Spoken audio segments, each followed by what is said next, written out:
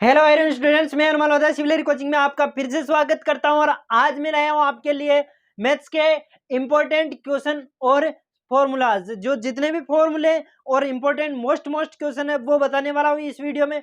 तो जो भी चैनल पर नहीं है तो चैनल को सब्सक्राइब कर लीजिए वीडियो के यहाँ पे लास्ट। तो जो भी चैनल पे नए हैं तो चैनल को सब्सक्राइब कर लीजिए, वीडियो को लाइक शेयर एंड सब्सक्राइब जरूर कीजिए और सब्सक्राइब बटन के पास बेल आइकन दिया हो उसे प्रेस कीजिए, ऑल पे सिलेक्ट कर लीजिए ताकि आपको हर एक नए वीडियो की नोटिफिकेशन आप तक पहुंचती रहेगी। ठीक है, आज देखते हैं अपन जो मोस्ट और इम्पोर्टेंट क्वेश्चन और फॉर्मूलाज कौन से हैं उनके बारे में अपन चर्चा करने वाले हैं। तो देखो क्या क्या फॉर्मूले हैं, पहले तो फॉर्मूलों के बारे में जानकारी ले लेते हैं और अपन बढ़ते हैं प्रश्नावली 1 से लेके लास्ट तक जितनी भी आपकी प्रश्नावलियां हैं उन सभी प्रश्नावलियों का मैं बताने वाला हूं आपको निचोड़। तो निचोड़ बताने वाला हूं। तो देखो ये वीडियो उन स्टूडेंट्स के लिए भी मोस्ट है जो स्टूडेंट्स फेल होने के कगार पे हैं और उन स्टूडेंट्स के लिए भी इंपॉर्टेंट है जो अच्छे नंबर लाना चाहते हैं, यानी कि 80 में से 80, यानी कि 100 में से 100% जिसको चाहिए वो इस वीडियो को जरूर देखना। ठीक है, तो बढ़ते हैं अपने जो फॉर्मूलाज क्या है। तो पहले जो प्रश्नावली अपने अध्याय जो 1 है, अध्याय 1 पे बढ़ते हैं अपन। अध्याय जो 1 है क्या है, वो वास्तविक संख्या है, रियल नंबर। तो कौन सा है, वास्तविक संख्या वाला जो पहला चैप्टर है अपना, इसके बारे में बढ़ते हैं। तो इसमें क्या है, आपने अधिक से अधिकतम क्या अपन को जानकारी होनी चाहिए, जो कक्षा 9 में भी आपने इसको पढ़ा है तो कक्षा 9 की जानकारी होनी चाहिए। तो उन जानकारियों को मैं पहले यहाँ पे बोर्ड पर बता देता हूँ आपको, ताकि जो इस प्रश्नावली को करेंगे उसमें आपको कोई भी दिक्कत नहीं आएगी। तो क्या है इसकी जो पहले क्या प्रॉपर्टीज है वो जान लेते हैं अपन।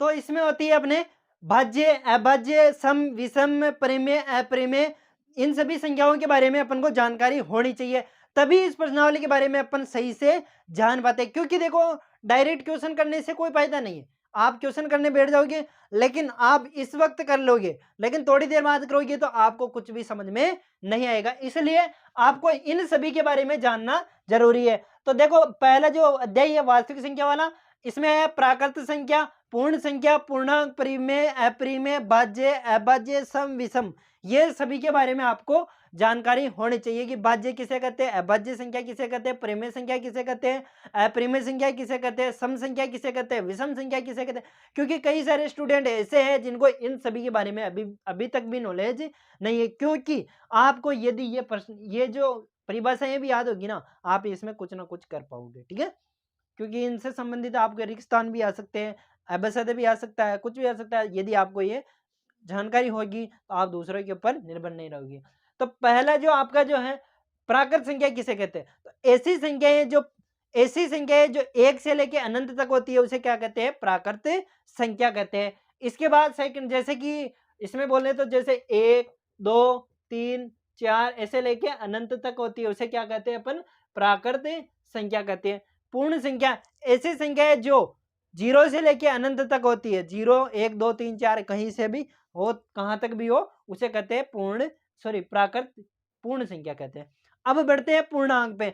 अब पूर्णांक में क्या होता है, जिसमें धनात्मक तथा ऋणात्मक तथा जीरो ये तीनों शामिल हो, यानी कि जैसे माने तो 0 1 2 ऐसे लेके इधर भी अनंत तक, और इधर बढ़े तो -1 -2 ऐसा करके इधर भी अनंत तक, ये क्या होती है, पूर्णांक होते हैं। जिसमें यानी कि जो 1/2 या 0.5 ऐसे नहीं हो, पूरी संख्या हो तो उसे क्या कहते हैं, पूर्णांक कहते हैं। अपूर्णांक धनात्मक भी हो सकता है, ऋणात्मक भी हो सकता है ना, तो कुछ भी हो सकता है। अब बढ़ते हैं परिमेय संख्या किसे कहते हैं, और ये तो 100% है कि आपके परिमेय संख्या वाला क्वेश्चन आएगा। दर्शाइए कि यह अपरिमेय संख्या है, वर्गमूल 2 अपरिमेय संख्या है, तो उनके बारे में मैं अभी बताने वाला हूं। ठीक है, तो देखिए परिमेय संख्या किसे कहते हैं, ऐसी संख्या है जिन्हें p/q, जिसे p/q के रूप में लिखा जा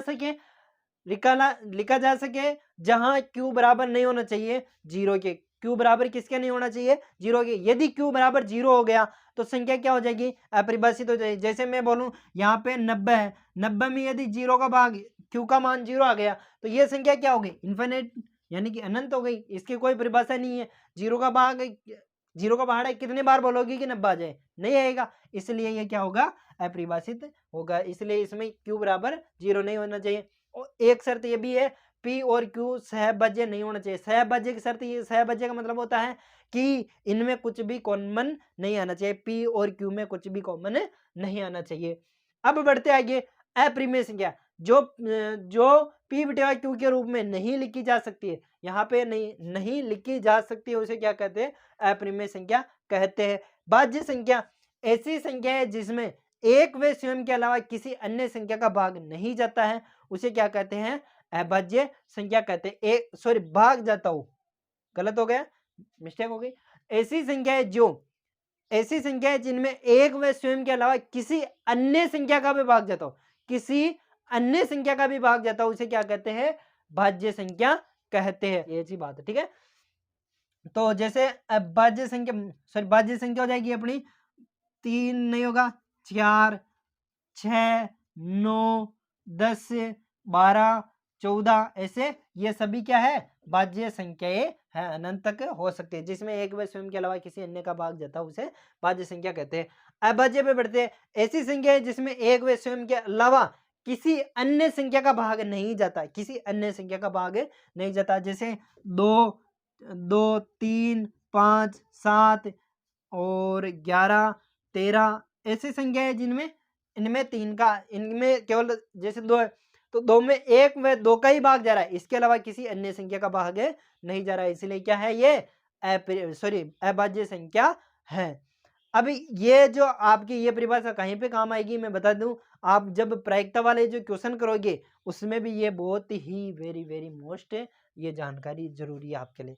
सम विषम की बात करें तो ये तो आना ही चाहिए। ऐसी संख्या है जिनमें इकाई का अंक 0, 2, 4, 6, 8 हो, उसे क्या कहते हैं? सम संख्या कहते हैं। और ऐसी संख्या है जिसमें इकाई का अंक 1, 3, 5, 7, 9 हो, उसे क्या कहते हैं? विषम संख्या कहते हैं। आप इन परिभाषाओं को एक बार वीडियो को पॉज करके एक बार सही से उतार लीजिए, क्योंकि बहुत ही वेरी मोस्ट प्रश्न ये आपकी परिभाषा है, क्योंकि ये प्रायिकता में भी काम में आएगी और इस प्रश्नावली में भी काम आने वाली। अब बढ़ते हैं इसके नेक्स्ट जो इंपॉर्टेंट क्वेश्चन है, ये आपकी परिभाषा से संबंधित क्वेश्चन आ गए। एक क्वेश्चन एक अपने परिभाषा से संबंधित और है, जो है वो विभाजन एल्गोरिथम प्रमेय। क्या है? विभाजन एल्गोरिथम प्रमेय। विभाजन एल्गोरिथम प्रमेय का से संबंधित क्वेश्चन आएगा, वो है विभाजन एल्गोरिथम में यहाँ पे लिख देता हूँ यहाँ। तो विभाजन एल्गोरिथम प्रमेय होती है अपनी ए बराबर बी क्यू प्लस आर। क्या होती है? बी क्यू प्लस आर, जहां ए तो क्या होता है? ए तो होता है अपना भाज्य, और बी होता है भाजक, और भाजक है ना, जिसका भाग देते हैं, और क्यू होता है अपना भागफल, और आर होता है अपना शेषफल। ये बात आपको ध्यान में होनी चाहिए। अब बढ़ते हैं इसी को ध्यान में रखते हुए एल्गोरिथम वाला जो फॉर्मूला लगेगा, ऐसा प्रश्न लेते हैं और इसको सॉल्व करते हैं, क्योंकि इसमें ऐसे 2 ही क्वेश्चन है जो ज्यादा आने के चांस है। दोनों क्वेश्चन आपको मैं समझा देता हूँ। दोनों क्वेश्चन क्या है, उन पे बढ़ते हैं एक दूसरे के। तो बढ़ते हैं इंपॉर्टेंट फर्स्ट क्वेश्चन पे। तो एक ऐसे 3-4 क्वेश्चन आपको, यदि एक क्वेश्चन समझ में आ गया फिर तो क्या कुछ भी टेंशन वाली बात है ही नहीं है, उसमें केवल संख्या चेंज करनी है। संख्या चेंज की आप क्वेश्चन को हल कर सकते हो। तो पहला जो प्रश्न है ये आप देख सकते हो, यहाँ पे आपको स्क्रीन पे दिखाई दे रहा है, ठीक है। 6q + 1, 6q + 3 व 6q + 5 विषम धनात्मक पूर्णांक है। तो विषम धनात्मक पूर्णांक, सम विषम की अभी परिभाषा अपन ने जान ली है कि सम संख्या किसे कहते हैं, विषम संख्या किसे कहते हैं। तो विषम संख्या किसे कहते हैं? ऐसी संख्या है जिसमें इकाई का अंक 1, 3, 5, 7, 9, और दूसरी परिभाषा और होती है, ऐसी संख्या है जिसमें 2 का पूरा भाग नहीं जाता हो, 2 का पूरा भाग नहीं जाता हो, उसे क्या कहते हैं? विषम धनात्मक पूर्णांक कहते हैं। जैसे कि यहाँ पे देखो 7 में मैं 2 का भाग दूं, पूरा भाग जाएगा क्या? नहीं जाएगा। जैसे यहाँ पे 6 बोलूं तो 6 में 2 का भाग दिया तो 3 बार चलेगा, पूरा भाग, यानी कि शेषफल जब 0 आ जाता है उसे क्या कहते हैं? समधनात्मक पूर्णांक कहते हैं। और जिसमें शेषफल 0 नहीं आता है उसे क्या कहते हैं? विषम धनात्मक पूर्णांक कहते हैं। अब इसको दर्शाना है अपन को कि ये विषम धनात्मक पूर्णांक कैसे दर्शाओगे, तो इसको दर्शाने के लिए अपन यूज में लेंगे विभाजन एल्गोरिथम। अभी मैंने इस बगल में बताया था आपको कि विभाजन एल्गोरिथम प्रमेय क्या होती है, कहाँ पे काम में आएगी, तो यहाँ पे काम में आएगी, ठीक है। ऐसे ही आपको सभी इंपॉर्टेंट क्वेश्चन बताने वाला हूं, तो वीडियो के लास्ट तक जरूर देखना, आपको पक्का है आपके कम से कम मानो तो 50 नंबर के क्वेश्चन तो इस वीडियो से मिलने वाले हैं। ठीक है, तो देखते हैं कि ये 6q+1 को तो ये हो जाएगी आपके विभाजन एल्गोरिथम प्रमेय क्या होती है, विभाजन एल्गोरिथम प्रमेय से। तो विभाजन एल्गोरिथम प्रमेय होती है अपने a बराबर bq+r, a बराबर bq+r, जहां r का जो मान है ना वो 0 से बड़ा और बराबर भी हो सकता है, 0 से बड़ा और बराबर भी हो सकता है तथा b से छोटा होता है। जैसे अपन यहाँ पे 7 में 2 का भाग देता हूं, मैं 7 में 2 का भाग देता हूं तो इसका शेषफल 2 से कम ही आएगा। जैसे 2 तिया 6, 3 बार भाग दिया तो शेषफल किससे कम आया, भाजक से कम आया। और यहाँ पे शेषफल 0 भी आ सकता है। जैसे यहाँ पे 6 में 2 का भाग देना है तो 2 तिया 6, 3 बार शेषफल 0, यानी कि शेषफल 0 से बड़ा और बराबर तथा भाजक यानी कि b से छोटा। b क्या है यहाँ पे, भाजक। मैंने अभी बता दिया पीछे कि भाजक किसे कहते हैं, भाज्य को किससे लिखते हैं, भाजक को किससे लिखते हैं, शेषफल को किससे लिखते हैं, ये भी बता दिया था मैंने। ठीक है, तो यहाँ पे देखते हैं। तो अब इसकी तुलना इससे करो तो इसमें q की जगह पे तो q दिखाई दे रहा है, लेकिन b की जगह पे क्या दिखाई दे रहा है, 6। b का मान कितना आ गया, 6। अब r का मान क्या क्या हो सकता है, r का मान क्या क्या हो सकता है, तो r का मान, b का मान 6 है तो इसमें रखो तो क्या होगा, तो 0 से बड़ा r और ये b है ना, b, ठीक है, 6 नहीं है, और किससे छोटा, 6 से छोटा होगा। तो 6 से छोटा और 0 से बड़ा क्या होगा, r बराबर हो जाएगा 0, 1, 2, 3, 4, 5। 6 तो नहीं होगा क्योंकि 6 के बराबर नहीं है, 6 से छोटा ही होगा। 6 के बराबर हो जाएगा तो 6 का भाग चले जाएगा, इसलिए 6 के बराबर नहीं होगा। तो अब मैं लेता हूं r बराबर 0। अब r बराबर 0 लूंगा और विभाजन एल्गोरिथम प्रमेय में रखूंगा। तो r बराबर 0 इसमें रखता हूं मैं, तो a बराबर आ जाएगा 6q, b का मान, सॉरी b का मान तो 6 आ गया है ना, b का मान तो 6 आ गया और q प्लस 0, r का मान 0 है तो a बराबर क्या आ गया, 6q। अब ये सम है या विषम है, इसकी पहचान के लिए क्या करोगे तुम, इसमें 2 का भाग दोगे। तो इसमें 2 का भाग दो, तो 2 का भाग दिया तो 6q/2, तो इसमें 2 का भाग चले गया, 3q आ गया। तो इसके मतलब क्या है, ये एक सम धनात्मक, जिसमें 2 का पूरा भाग चले जाता है उसे सम धनात्मक पूर्णांक कहते हैं, और जिसमें 2 का पूरा भाग नहीं जाता उसे विषम धनात्मक पूर्णांक कहते हैं। तो ये क्या है, 6q, a बराबर 6q सम धनात्मक पूर्णांक है। क्या है, सम धनात्मक पूर्णांक है। अब लेते हैं r बराबर, मैं लेता हूं 1, r बराबर क्या ले रहा हूं मैं, 1 को इसमें रखता हूं तो a बराबर 6q+1 हो जाएगा। अब इसमें देते हैं 2 का भाग, किसमें, 6q+1 में, 6q+1 में 2 का भाग दो तुम, तो क्या 2 का भाग चले जाएगा, क्यों, क्योंकि देखो कोई भी सम संख्या आएगी, सम संख्या में यदि 1 जोड़ दिया जाता है तो विषम संख्या प्राप्त हो जाती है अपन को, क्या, विषम संख्या प्राप्त हो जाती है। तो 6q, जैसे q का मान जैसे मान लो कि 1 ही हो जाए तो 6 में 1 जोड़ दो के साथ, तो 2 का भाग पूरा नहीं गया। तो कहने का मतलब क्या हो गया, a बराबर 6q+1 एक विषम, क्या है, विषम धनात्मक पूर्णांक है। क्या है, विषम धनात्मक पूर्णांक है, विषम धनात्मक पूर्णांक है। अब बढ़ते हैं इसके बाद नेक्स्ट पे, तो मैं लूंगा r बराबर 1, 0, 1 तो ले लिया और r बराबर लूंगा मैं 2। तो r बराबर 2 लिया तो a बराबर क्या आएगा, a बराबर 6q+ r का मान कितना है, क्योंकि अपने यहाँ पे रख रहे हैं मान, a तो ऐसा कैसा, b का मान यहाँ पे है 6 और q का मान यहाँ पे ऐसा कैसा q, और r का मान कितना है अपने पास, r का मान मैं रख रहा हूँ 2।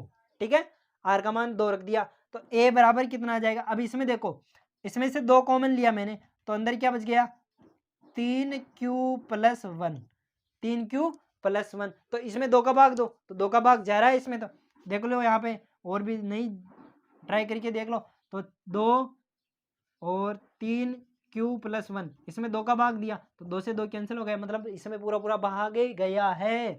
तो मतलब क्या हो गया, तो a बराबर 6q+2 क्या है, एक सम धनात्मक पूर्णांक है। क्या है? समधनात्मक पूर्णांक है।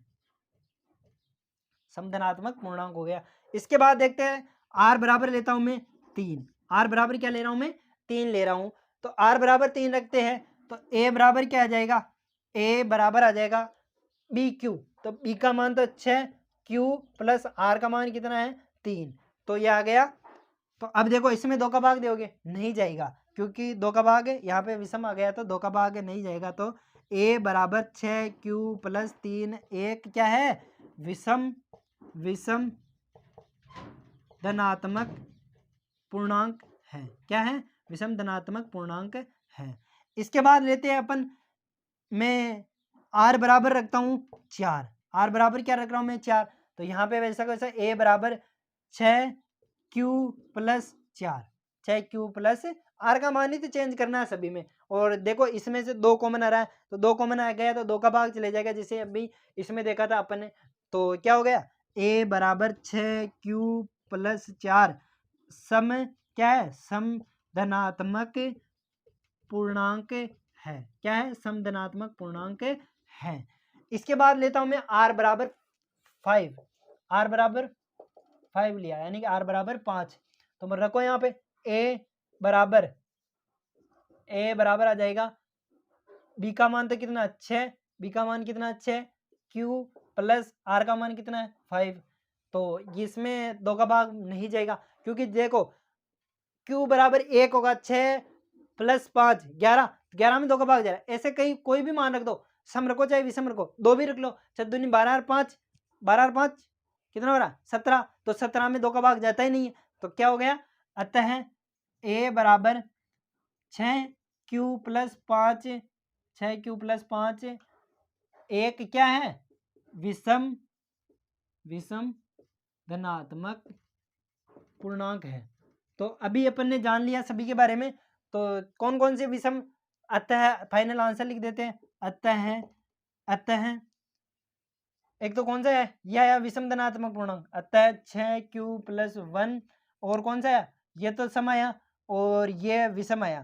तो 6q प्लस 3 और 6q प्लस 5 एक क्या है? विषम धनात्मक पूर्णांक है। क्या है? विषम धनात्मक पूर्णांक है। और ये अपन ने सिद्ध कर दिया है, प्रूव। देखो ऐसे आपके 2-3 क्वेश्चन है। यदि आपको ये क्वेश्चन समझ में आ गया तो कोई सा भी क्वेश्चन कर सकते हो आराम से। एक क्वेश्चन इसमें इतना सा आएगा, करना प्रोसेस ये की ये आपकी प्रोसेस ये किए रहने वाले, बस उसमें आएगा वर्ग करना पड़ेगा आपको।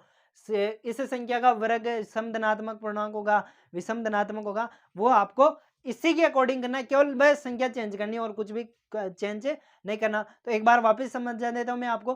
देखो ऐसा क्वेश्चन आएगा, उसमें आपको विभाजन एल्गोरिथम प्रमेय से संबंधित काम करना पड़ेगा। और विभाजन एल्गोरिथम क्या है?